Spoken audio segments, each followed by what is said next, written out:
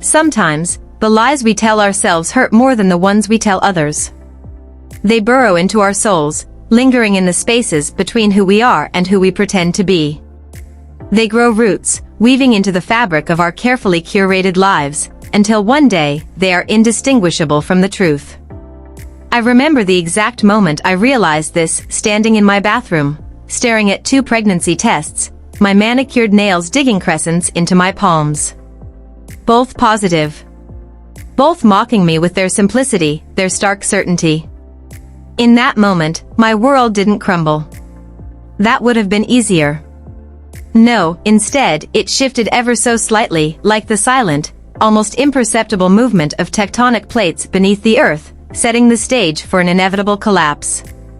The kind of destruction that doesn't come suddenly, but creeps up in whispers, in shadows, in the soft clicks of a lipstick case closing over trembling hands. I could hear Mike in the next room, humming. He was always humming. The sound was grounding, safe. It was the sound of a man who had no idea his life was a lie. I pressed my palm against my stomach, the same stomach that still lay flat beneath my silk robe but would soon betray me with undeniable evidence. 2 men. 1 child. And a decision that could unravel everything. But let me take you back to where it all began. Because the truth is, I didn't just wake up one day drowning in deceit. It happened slowly, one choice at a time, one compromise stacked upon another. Until I looked around and realized I had built my entire existence on a foundation of shifting sand. "You're being too picky, Kate," my mother would say during our weekly Sunday calls, her voice carrying that particular mix of concern and judgment that only mothers can master. Not everyone can be perfect. Perfect.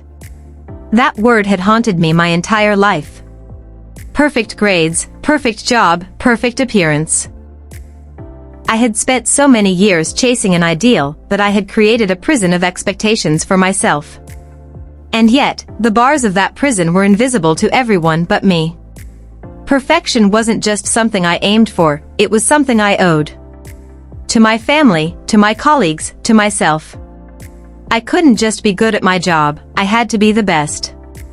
I couldn't just have a nice apartment, it had to be in the right part of town, filled with designer furniture that looked expensive but not ostentatious. I couldn't just find love, I had to find the right kind of love. The kind that fit neatly into the world I had spent my life building. But love doesn't work that way, does it? It doesn't arrive on cue, wrapped in a perfectly tied bow, checking all the right boxes. Love is messy, unpredictable. Love demands vulnerability, imperfection. And that, I wasn't ready for. And then I met Mike. I remember the night so clearly it could have happened yesterday. A friend had dragged me to a housewarming party, promising an evening of sophisticated conversation and networking. The kind of party where people sipped imported wine and debated stock market trends. But the first thing I noticed wasn't the sleek, modern furniture or the carefully curated playlist humming through invisible speakers. It was the man crouched under the kitchen sink, his muscular arms glistening under the dim light, his face half hidden in shadows as he worked on a leaky pipe. While other guests clinked glasses and exchanged business cards, he was rolling up his sleeves and getting his hands dirty. "Problem fixed," he said, standing up and wiping his hands on his jeans. "Not the problem is fixed or I fixed the problem. Just problem fixed." The words were simple. Direct. A stark contrast to the polished eloquence I was used to. His grammar made me cringe internally, even as something in his rugged simplicity drew me in. "Who's that?" I whispered to my friend. "That's Mike," she said. "He's a contractor. Built half the houses in this neighborhood. A contractor. A man who worked with his hands. Who probably didn't know the difference between an IRA and a 401k. A man so far removed from the life I had planned for myself that I should have turned away right then and there. But I didn't. Because as he glanced up, catching my gaze, he smiled. A smile that wasn't polished or rehearsed. A smile that held no pretense, no carefully crafted charm. Just warmth. Just honesty. And something inside me shifted. I told myself it was just curiosity when I let him ask for my number. That it was just a bit of fun when I agreed to go out with him. But Mike wasn't temporary. He was persistent, genuine, and devastatingly kind. He'd show up at my office with lunch, homemade sandwiches wrapped in paper bags, not the artisanal cafe fare I was used to. He remembered small details about my day that even I had forgotten. He had a way of looking at me like I was the most important thing in the world. And for a while, I let myself believe that was enough. But with each step forward in our relationship, I felt 2 steps backward in my social circle. The first time I brought him to a work event, he wore a suit that didn't quite fit right and told my CEO a joke about plumbing.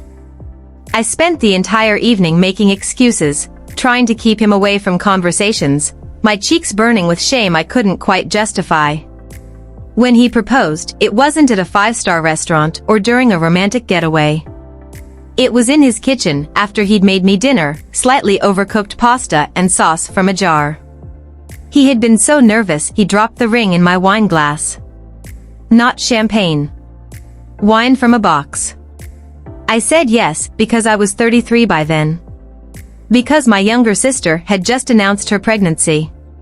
Because my mother had started sending me links to articles about freezing eggs. Because I was afraid. Afraid of what, exactly? Of being alone? Of never finding another man who loved me the way Mike did? Or was it deeper than that? Was I afraid of admitting that, despite all my efforts to curate the perfect life, I was still just a woman who wanted to be wanted? But fear is a terrible foundation for a marriage. And I was about to learn that the hard way. James, my ex, came into the picture. The one who had gotten away. The one I thought about on sleepless nights, long before I said I do to Mike. The man who fit perfectly into the life I had envisioned, the man who had left and taken that vision with him. It started with a LinkedIn message. Innocent enough. A "how have you been" that led to coffee, which led to dinner, which led to secrets whispered in dimly lit hotel rooms. I reached out because I was ashamed of Mike. After we got married, I started hating myself for settling with such a man. I wouldn't have agreed to marry him if I was much younger, though I would have dated him because he had money and was equally generous. He was a nice-looking man, but I wasn't attracted to him. Not in any way I was attracted to my ex. James was everything Mike wasn't: polished, articulate, ambitious. The kind of man who ordered wine with confidence, who spoke about investments and vacations in Santorini, who knew which fork to use at dinner without thinking about it. And with every touch, every stolen kiss, I felt more like the woman I had always wanted to be.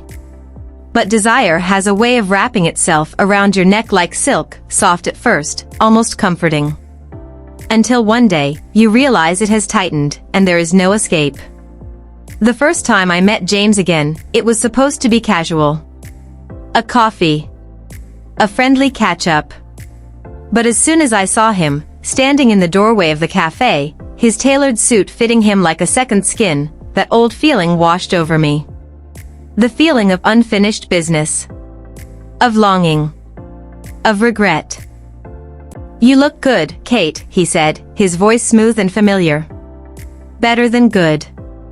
I laughed, a sound forced and hollow. "So do you."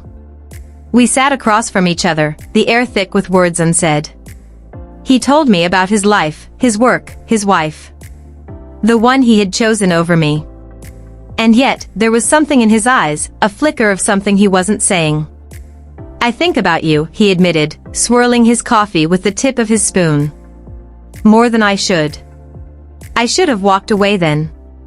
I should have smiled, thanked him for the coffee, and left. But I didn't. Because the truth was, I thought about him too. Late at night, when Mike was asleep beside me. When I was staring at my reflection, wondering who I had become. When I traced the life I had built with careful, measured steps and wondered if I had taken a wrong turn. Wondering how I ended up with a man I feel nothing for. And so, I let it happen. The first time we met at a hotel, my hands trembled as I unlocked the door. The weight of what I was about to do pressed against my chest, suffocating and intoxicating all at once. "We don't have to do this," James murmured, but his hands were already on my waist, his breath warm against my skin. "I know," I whispered. And then I kissed him. I told myself it was just once. Just closure. But lies, like infidelity, have a way of multiplying. One night became two. Two became weeks. Weeks became something I couldn't walk away from. With James, I felt like the woman I had always wanted to be, desired, admired, seen, cherished, and alive. He spoke to me in ways Mike never could, stirring something inside me that I had buried for years. But with every stolen moment, the weight of my deception grew heavier. It seeped into my bones, turning once innocent glances into guilt-ridden secrets. And yet, I couldn't stop. Because the truth was, I didn't want to. And that was the most dangerous lie of all. I started changing. Little things at first. Wearing perfume I hadn't worn in years. Checking my phone more often, waiting for his messages. Taking extra time in the morning to make sure my makeup was perfect, my hair effortlessly styled. Mike noticed. Of course, he noticed. "You seem different lately," he said one evening as we sat at the dinner table. He had made spaghetti, my favorite. "Are you okay?" I forced a smile, twirling pasta around my fork, my stomach twisting into knots. "Just work stress. Big campaign coming up." He nodded, accepting my lie without hesitation.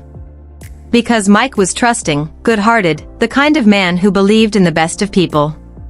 The kind of man who deserved better than me. James, on the other hand, was temptation incarnate. He knew exactly what to say to make me feel like the center of the universe. When we were together, I forgot about reality. I forgot about Mike, our home, the life we had built. I was someone else, someone exciting, someone free. But the truth always catches up. Lies have a way of unraveling, and I knew I was playing a game I couldn't win. Then, one evening, James said something that shook me to my core. "Kate," he said softly, brushing my hair back as we lay tangled in the sheets of another hotel bed. "What if we stopped pretending? What if we just let this be real?"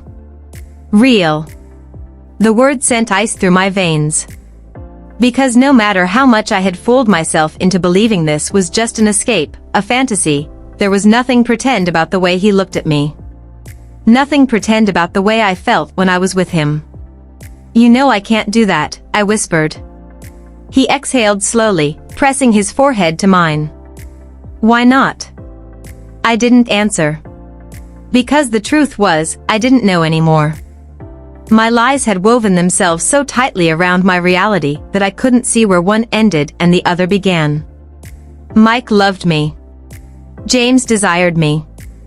And I was caught between two worlds, teetering on the edge of a truth that would destroy everything. Weeks turned into years, and I danced along that razor-thin line of infidelity, of secrecy, of knowing that at any moment, my world could implode. The passion with James was intoxicating, suffocating, inescapable. I told myself I was in control, but the truth was, I had surrendered long ago. Then, one night, the inevitable happened. A moment of reckless abandon. No precautions. No second thoughts. Just raw need, tangled limbs, and whispered promises I couldn't allow myself to believe. Every time we came together, it was like I was discovering myself all over again, an intoxicating mix of power and surrender. The way he touched me, claimed me, made me feel desired in a way that was almost addictive. My body responded to his like it had been waiting for him my entire life. The pleasure was all-consuming, leaving me breathless, aching, and desperate for more. I reveled in the way he worshipped me, how his hands explored with a hunger that matched my own. In those moments, I was untamed, stripped of inhibition, completely lost in the rhythm of our bodies. Because in those moments, nothing else mattered. Now, in the empty silence of my nights, I ache for it. For him. For the way his body fit against mine, for the way he unraveled me with his touch, his mouth, his whispered filth and tender words alike. The memory lingers on my skin, in the places he traced with his lips, in the ghost of his breath against my ear. I crave it, the way he made me feel like I was everything, the way my body burned beneath him, the way I let go in ways I never had before. I miss it. God, I miss it. The intensity. The passion. The way he made me feel like I was the only woman in the world. And no matter how much I tell myself to forget, to move on, I know nothing will ever compare. And now, weeks later, I stood in that bathroom, staring at two pink lines that mocked my foolishness. Pregnant. But this time, doubt consumed me in a way it never had before. I couldn't be certain. Because the truth was, I had been with both of them, Mike and James, too close together. Days apart, maybe even hours apart. The thought sent a violent shiver down my spine. My body no longer felt like my own. It was a battlefield, a crime scene, a ticking time bomb of consequences waiting to detonate. I gripped the edge of the sink, nausea rolling through me. The questions swirled relentlessly. Whose baby was I carrying? If it was Mike's, I could bury this secret forever. I could push James back into the past where he belonged, pretend none of this ever happened, raise this child in a home full of unconditional love, even if my own love had faltered. But if it was James's? The thought twisted in my chest like a knife. If it was James's, I was trapped. I would have to face the truth, to admit everything, to confess to Mike and watch his world collapse. Or worse, I would have to live with the guilt, to watch my child grow up calling the wrong man dad. And then there was James himself. I thought back to what he had said weeks ago, in one of those moments where he let his guard slip. I wish you could give me a child. His wife had been struggling. Coase had stolen the ease of family planning from them, leaving them with just one child, a daughter. But James wanted a son. Needed one, in his mind. A legacy, someone to carry his name, to mold into the image of success he had carefully constructed. I shivered at the thought. My first child, my son, was already his. He just didn't know it. Or maybe he did. I had spent countless nights wondering if he ever suspected. If he had looked at my son's face and noticed the sharpness of his features, the same dimples that appeared in his own smile, the way his hands already gestured like James's when he spoke. There were too many similarities, but James had never asked. Maybe he didn't want to. Maybe he saw it and chose silence. But this time, I knew he wouldn't stay silent. What would happen if I told him? Would he demand to be a part of this child's life? Would he fight for rights, for a place in my son's world? James was richer than Mike. That was a fact I couldn't ignore. He could give my children a better life, private schools, security, privilege. A future that Mike could never compete with. And deep down, I hated myself for considering it. Because what kind of mother even thinks about something like that? What kind of woman looks at two men and wonders which one would offer the better deal? Tears welled in my eyes as I clutched my stomach. I wasn't just carrying a child. I was carrying the weight of a decision I didn't know how to make. A knock at the door made me jump. Kate? Mike's voice was soft, filled with sleepy concern. You okay? You've been in there a while. I swallowed the lump in my throat. I had two choices. Open the door, let him hold me, let him believe in the life we had built together. Or tell him the truth and watch everything come crashing down.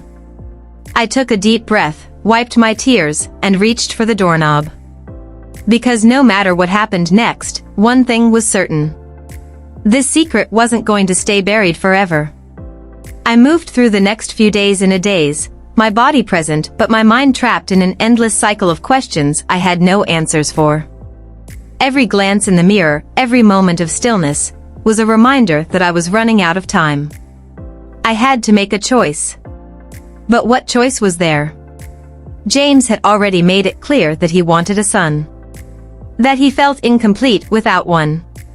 That his wife, despite her efforts, might never be able to give him one. Would he suspect if I told him? If I let it slip in some subtle way? Would he put the pieces together? And if he did, if he realized my son was his, what would he do? The idea of James knowing terrified me. Not because he would be angry. No, James wasn't the type to lash out. He was calculated. Controlled. He would see this as an opportunity. A chance to have what he thought he deserved. Would he take my son away from me? Would he try? A part of me wanted to tell him. Wanted him to step in, to take responsibility, to include my child in his future, to give him the life I could never give him. But James wasn't a man to be trusted. He had chosen another woman once before. He had left me standing in the ruins of what we could have been. Who was to say he wouldn't do the same to my child? And then there was Mike. Mike, who already believed this baby was his. Who kissed my stomach when he thought I wasn't looking. Who spoke about names and future baseball games in tiny hands gripping his fingers. Mike, who had no idea the foundation of his world was built on deception. I wanted to love him. I wanted to look at him and see my future. But every time he touched me, I felt like a thief. Like I was stealing a happiness I didn't deserve. And yet, I stayed silent. Because silence was easier. Because I had already told one lie, and what was one more? James called me 2 days later. His voice was casual, but I knew him too well. There was something in his tone, something measured. "Hey," he said. "I was just thinking about you." I swallowed, gripping the phone tighter. "Yeah?" "Yeah," he said. "You've been on my mind." "You okay?" "No." I wanted to scream it. I wanted to tell him that I was drowning in a situation I couldn't control, that I had made a mess I didn't know how to clean up. But I didn't. "I'm fine," I said. "Just busy." A pause. "You sure?" he pressed. I hesitated. "Too long." "Kate," he said, his voice softer now, like he was trying to coax something out of me. "If something's wrong, you can tell me." Could I? I imagined it. Confessing everything. Watching the realization dawn in his eyes. Watching him put the pieces together. But then what? Would he take my child? Would he fight for him? Would he love him? Or would he see my son as nothing more than a trophy? A legacy? A name to pass down? The risk was too great. "Nothing's wrong, James," I said, forcing a lightness into my tone that didn't belong there. "Just tired." A pause. "Okay," he said finally. "But if you ever need anything, you know I'm here, right?" I closed my eyes. "Yeah. I know." And then I hung up before my voice could betray me. I spent the next few days convincing myself that I had made the right choice. That keeping this secret was the only way to protect everyone. James couldn't know. Mike didn't deserve the truth. And I would carry this alone. Because that was my punishment. Because that was the price of perfection. And I had already paid too much.